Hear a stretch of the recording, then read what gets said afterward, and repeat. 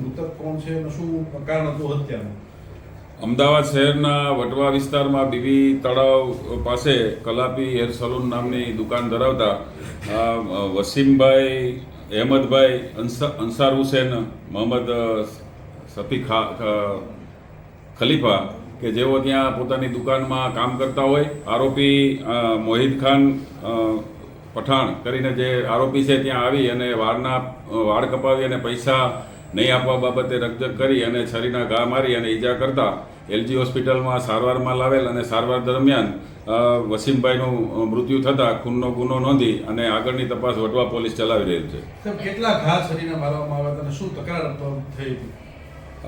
જે આરોપી છે મોહિત ખાન પઠાણ એ મૂળ લુણવા ગામ મહેસાણાનો રહેવાસી છે.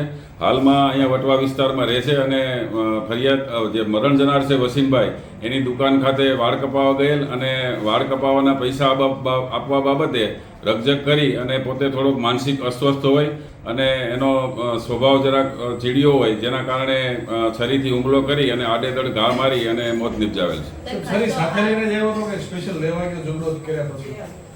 એ જ્યારે વાળ કપાવવા બાબતે રકઝક થયેલી અને પૈસા આપવા બાબતે રકઝક થયેલી ત્યારબાદ જઈ અને ફરીથી આવી અને છરીથી ઈજા કરી અને મોત નિપજાવેલ છે.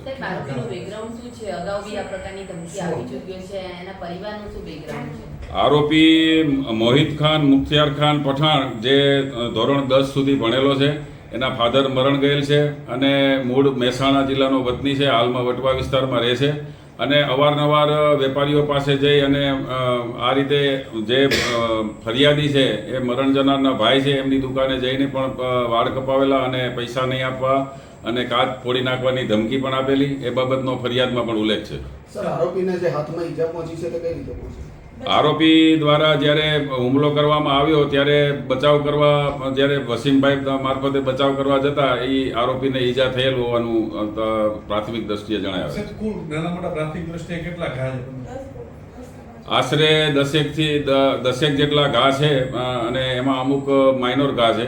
બાકી જીવલેણ ઈજાઓ 5-6 જીવલેણ ઈજાઓને લીધે વસીમભાઈનું મૃત્યુ થયેલ છે. ઓકે.